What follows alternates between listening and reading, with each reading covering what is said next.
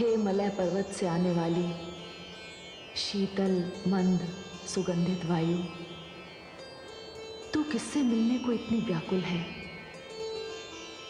जो इतनी तीव्र गति से भागी चली आ रही है।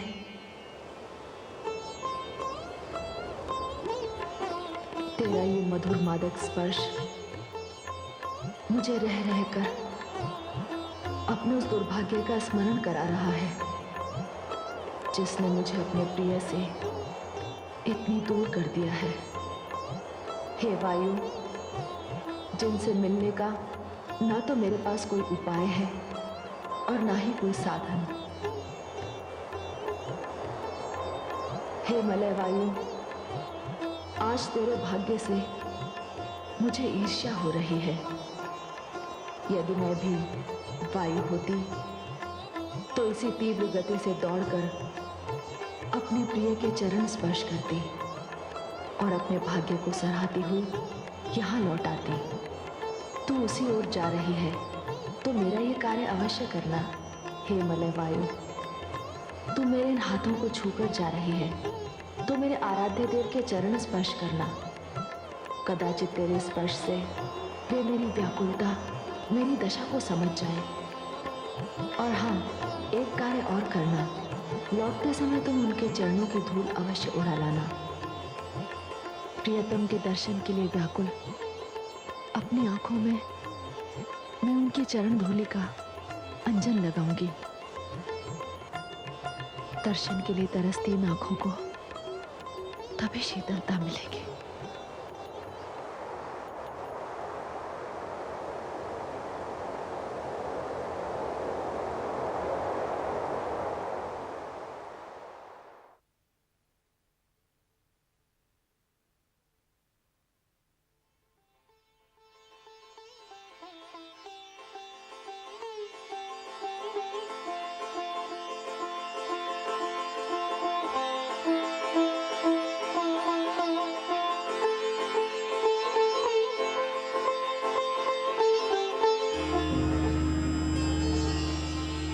देवी गौरी, प्रणाम। कौन है आप? मैं मलय वायु हूँ। मलय वायु? और यहाँ? हाँ, आपने मुझे कुछ कहने के लिए रोका, इसलिए मैं रुक गई। क्यों मेरा उपहास कर रही हो? मेरे कहने से भला वायु रुक सकती है क्या? क्यों नहीं रुकेगी? किसमें इतनी शक्ति है जो आपके आदेश का पालन ना करे? आप तो शक्ति है देवी। नहीं, यदि मैं शक्ति होती तो किसी की अवश्य होती, और जिसकी होती तो उससे इतनी दूर क्यों रहती? तो हे देवी, आपका यही संवाद मैं अक्षर अक्षर उन तक पहुंचा दूंगी जिनकी आप शक्ति हैं। आप उन्हें कैसे जानती हैं? मैं जब भी उधर से बहती हुई निकलती हूँ, शक्ति की प्रतीक्षा में देवादिदेव शिव को व्याकुल देखती हूँ। हे देवी, मैं अब और अधिक देर नहीं रुक सकती। उनके चरण स्पर्श करती हुई आपके आदेश का पालन करूंगी।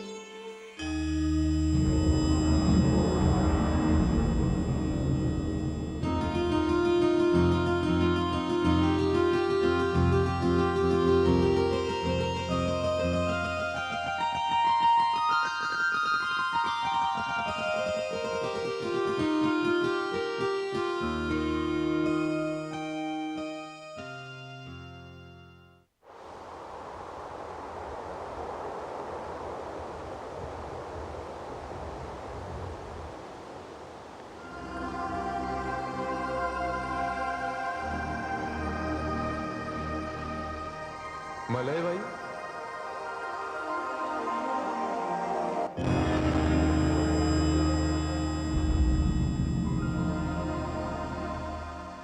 भगवान शिव को मलय वायु का प्रणाम। हे शीतल मन सुगंधित वायु, सारा संसार आपके आगमन की प्रतीक्षा करता रहता है। जीवन के संताप से झुलसे हुए लोगों को आप सुख पहुंचाती हैं, शांति पहुंचाती हैं। आप धन्य हैं। आप सारे संसार की निस्वार्थ सेवा करती हैं। आपका एक स्पर्श पाने के लिए मानव, दानव और देवता सभी तरसते रहते हैं। सत्य कहा प्रभु आपने, किंतु आज मैं आपका स्पर्श पाने के लिए कैलाश पर आई हूँ। मेरा स्पर्श? ये आप क्या करेंगे देवी? हाँ प्रभु, मुझे आपके हाथों को छू लेने की इच्छा है। देवी, वायु के रूप में आपके स्पर्श का स्वागत है, किंतु आज जब आप पधारी हैं, साकार नारी के रूप में आई हैं, और नारी के रूप में आपका स्पर्श मेरे लिए वर्जित है। क्यों प्रभु? क्योंकि मेरा शारीरिक स्पर्श उस नारी के लिए आरक्षित है जिसका मेरे जीवन में अभी प्रवेश नहीं हुआ है। और मैं उसी नारी के लिए आपके स्पर्श की कामना लेकर आई हूँ, और उनका नाम है देवी गौरी। देवी गौरी? वो तो मेरी शक्ति है। मैं आपकी शक्ति देवी गौरी के निवेदन पर उनके कमल जैसे हाथों का स्पर्श करके यहाँ आई हूँ, आपके चरण स्पर्श करने। आप तो त्रिकालदर्शी हैं, त्रिभुवननाथ हैं, अंतर्यामी हैं। आप तो जानते ही हैं कि जैसे जैसे प्रजापति दक्ष का विरोध आपके लिए बढ़ता जा रहा है, वैसे वैसे देवी गौरी की आपके प्रति आस्था और भक्ति बढ़ती जा रही है। भोलेनाथ, वियोगिनी का दुख मुझसे देखा नहीं गया, इसलिए उनका संदेश लेकर यहाँ आ गई। अब आज्ञा दीजिए। प्रणाम। ठहरे देवी। देवी, गौरी का संदेश तो आपने मुझ तक पहुंचा दिया, अब मेरा उत्तर भी लेते जाइए। जाकर गौरी के कान में कहना कि उसके बिना खिले हुए कमल वर्षों की तरह लगते हैं। वर्षा ऐसी लगती है मानो आकाश से खौलता हुआ तेल बरस रहा हो। पहले जो कुछ भी अच्छा लगता था, अब वही पीड़ा देने वाला लगता है। वासंती पवन भी सांप की फुंकार लगती है। देवी, गौरी से कहना कि उसके और मेरे प्रेम का रहस्य केवल मेरा हृदय जानता है, और मेरा हृदय गौरी के पास है। आपकी वाणी सुनकर मेरे कान धन्य हो गए। मैं आपका ये संदेश देवी गौरी तक अवश्य पहुंचा दूंगी।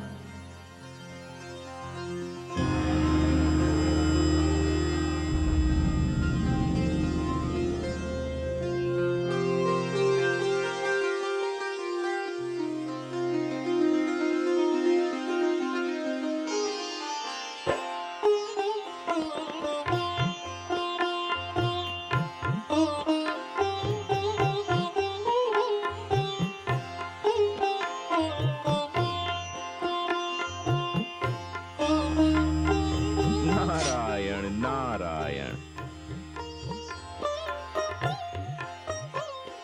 पुत्री गौरी,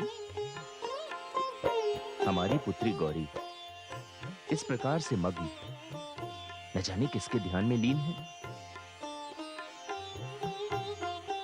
पुत्री गौरी, नारायण नारायण।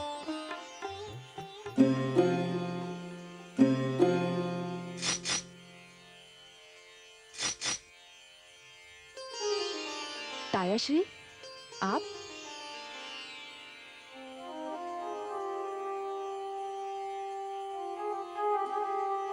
प्रणाम तायाश्री।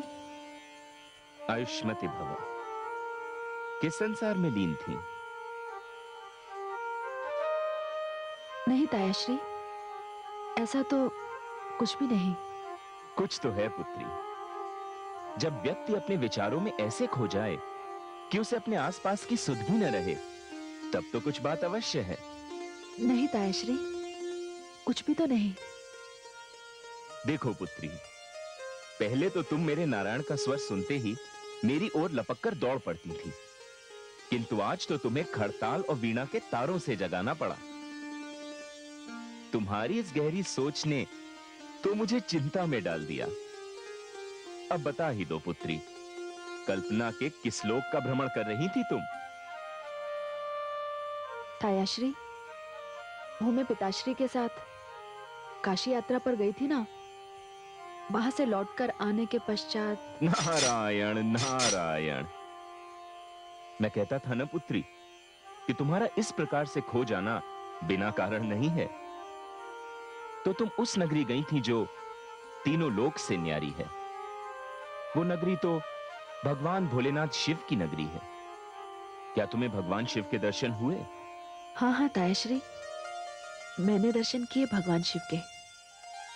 तो शक्ति को शिव के दर्शन हो ही गए। बड़ा ही अद्भुत प्रसंग रहा होगा ये। तायाश्री, बस बस पुत्री, अब कुछ और कहने की आवश्यकता नहीं। अंततः वह शुभ घड़ी आ ही गई जिसकी हमें प्रतीक्षा थी। अर्थात ये तो बड़ी प्रसन्नता की बात है। मुझे यह समाचार भ्राताश्री दक्ष को देना चाहिए, जो तुम्हारे लिए एक अति उत्तम और अति श्रेष्ठ वर ढूंढ रहे हैं। मैं अभी जाकर उन्हें समाचार देता हूं कि हमारी पुत्री के लिए हमें मनचाहा वर मिल गया है। नहीं नहीं तायाश्री, सुनिए। नारायण नारायण। तायाश्री,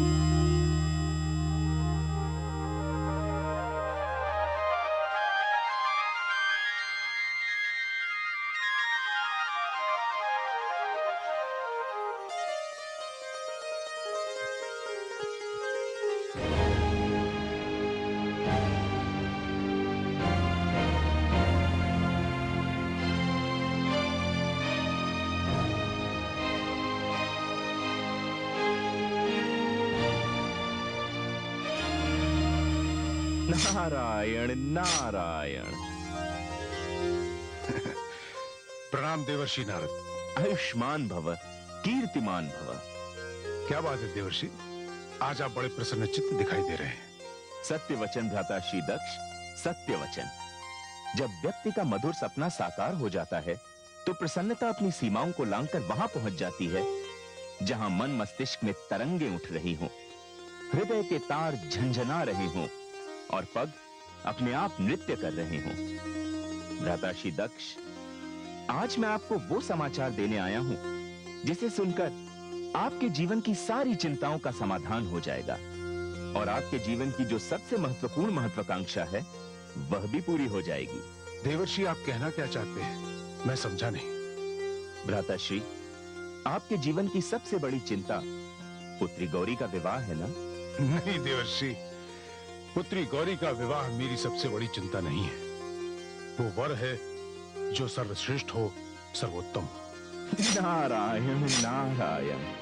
भ्राताश्री, बस वही समाचार तो मैं आपको देने आया हूं जिसे सुनकर आप भी आनंद विभोर होकर मेरी तरह धरती और आकाश के साथ झूम झूम के नृत्य करने लगेंगे। अर्थात भ्राताश्री, पुत्री गौरी के लिए वो वर मिल गया है जो सर्वश्रेष्ठ है, सर्वोत्तम है और पुत्री गौरी के योग्य भी। कौन है वो? भ्राताश्री, उसे कौन नहीं जानता। उसकी महिमा तो तीनों लोक में समाई हुई है। उसके वैभव के आगे कुबेर का धन तुच्छ है। उसके व्यक्तित्व पर तो देवता भी मुग्ध हैं। उसके ललाट पर चंद्रमा का प्रकाश है और उसके नेत्रों में सृष्टि का आदि और अंत समाया हुआ है।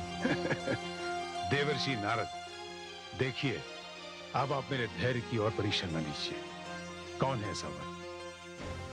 भ्राताश्री, जिसके कंठ को छूकर विष भी अमृत हो जाता है, जो चंद्रमा को भी शीतलता प्रदान करता है, वो भगवान शिव के अतिरिक्त और कौन हो सकता है? क्या प्रलाप कर रहे हैं आप? आपने सोमरस तो नहीं पी रखा है? आपकी मति भ्रष्ट तो नहीं हो गई? ये किसका नाम ले लिया आपने? भ्राताश्री दक्ष, आपको पता है आप क्या कह रहे हैं? कहां धरती पर सर्वांगीण सौंदर्य की जीवित प्रतिमा मेरी पुत्री गौरी और कहां कुरूपता का साकार रूप वो उद्दंड शिव? भ्राताश्री, ये आप क्या कह रहे हैं? वो तो विनम्रता की साक्षात मूर्ति हैं। शिव से श्रेष्ठ जामाता तो आपको तीनों लोक में ढूंढने से भी नहीं मिलेगा। सुर नर मुनि सभी के परम प्रिय हैं वो। देवर्षि नारद, आप उसकी प्रशंसा में आकाश और धरती एक कर रहे हैं जो मेरी पुत्री के पैरों की धूल भी नहीं।